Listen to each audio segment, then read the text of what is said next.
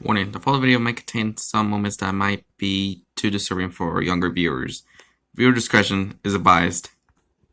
For a couple of years, I was going to college in California, Pepperdine to be precise, and one early morning, a wayward seagull flew to my window and perched itself on the little space of wall that there was between the outside of the window and the rest of the world.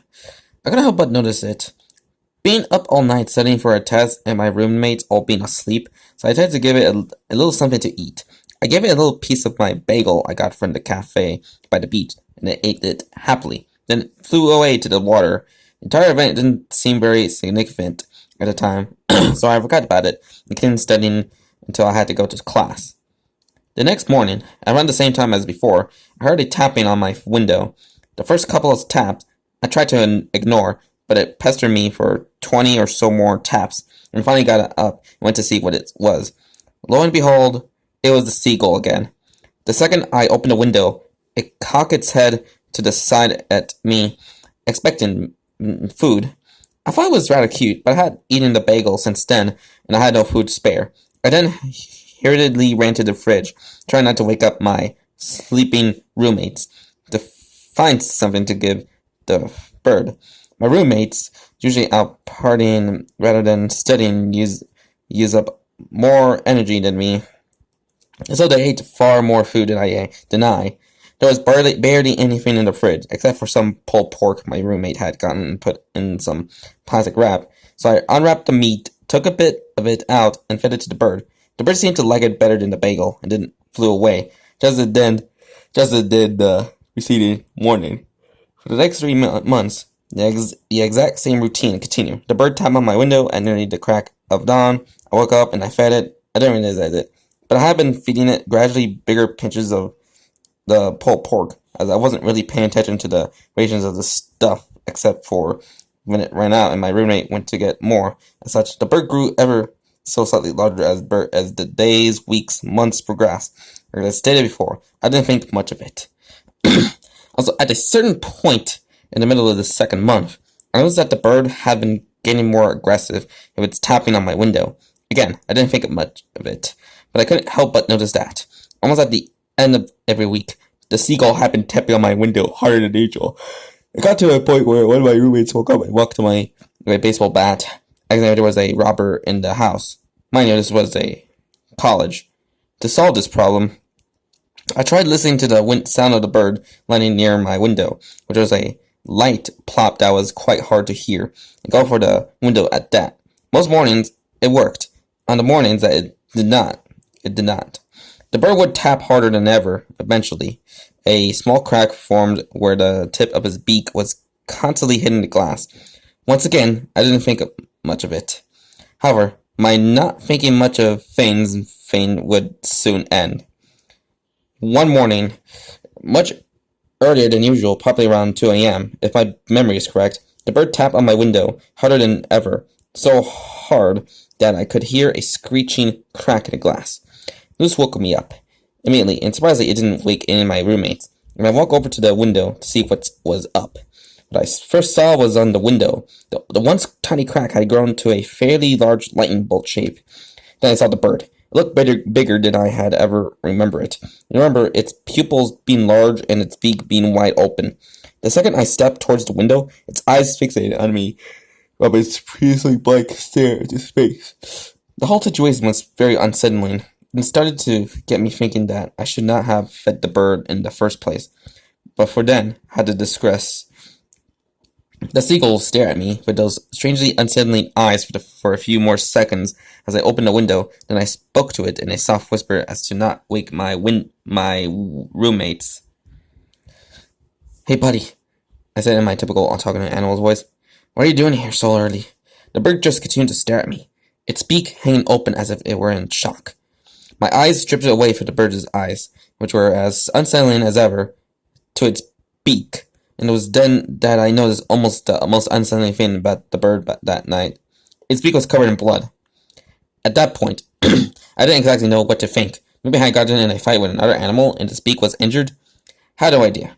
Rather than helping the animal, for some reason, I instinctively went for the refrigerator for the pulled pork. I unwrapped it, took the whole batch over to the bird, and took a pinch of the pork out. as I had been doing for the past few months with the bird. At the sight of the pork, the bird looked increasingly eager and hungry. I drop it at I drop it at his feet, and he hastily gobbled it up. Then I started to walk away, as I had also been doing for the past few months, because at this point the bird would leave, but it didn't leave. It just stood there, staring at me with those damn eyes, its bloody beak still wide open and gaping. I noticed this out of the corner of my eye and turned around to walk back towards the bird. I had found this to be quite odd. The bird had always left at this point. What was so different about that night? Want more, buddy? I whispered to the bird, dropping another pinch of pork, which it ate even more easily than the last. The bird still didn't leave. It was beginning to, dare I say it, scare me a bit. So I tried to shoot the bird out of the open window. Then the bird flew into the air, making quite a noise that still didn't manage to wake my roommates, and plucked an entire batch of pork out of my hand. It then landed, nice as you please, pork and beak, and I landed on my bum on the floor. This caused my roommates to put pillows over their heads, annoyed by the noise. I was rather peeved at the seagull now, as he was very aggressive with me, and I proceeded to shoo him out even more aggressively, quietly muttering, Go away! Annoyed with my shooing, the bird flew into the air and hovered in front of me.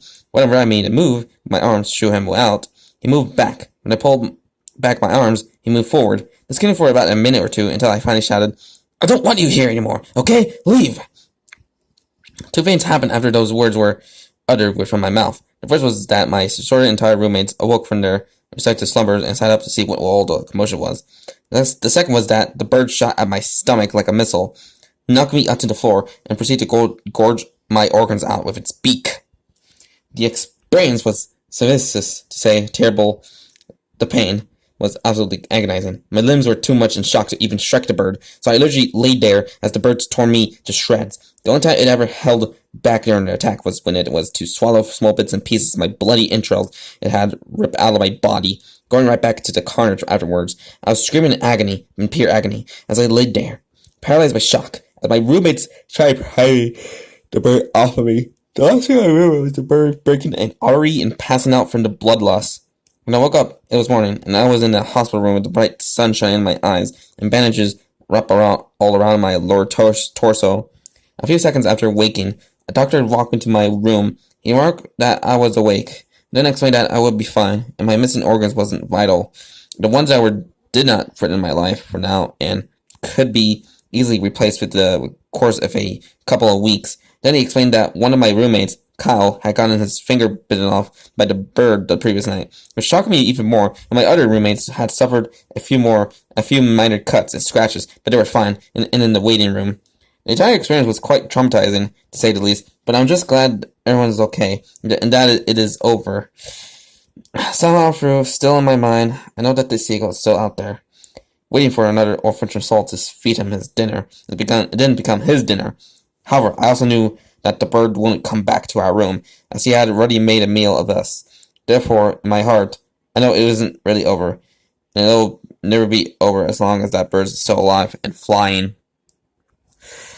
Alright, so that was The Bird, a rather original creepypasta that wasn't like a lost episode or a video game creepypasta.